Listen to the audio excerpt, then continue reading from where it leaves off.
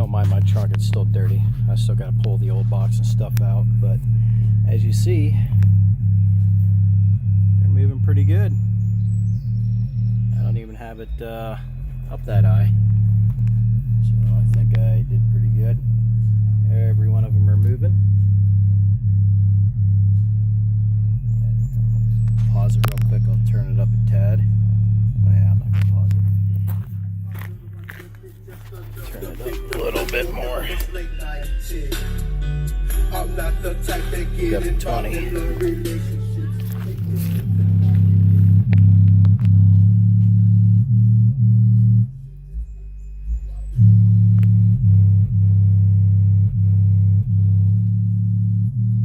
Going pretty good.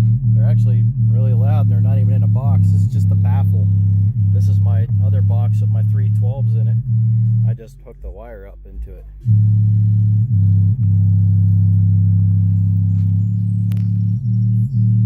Yeah, there you go. There's a taste. Now it's time for assembly.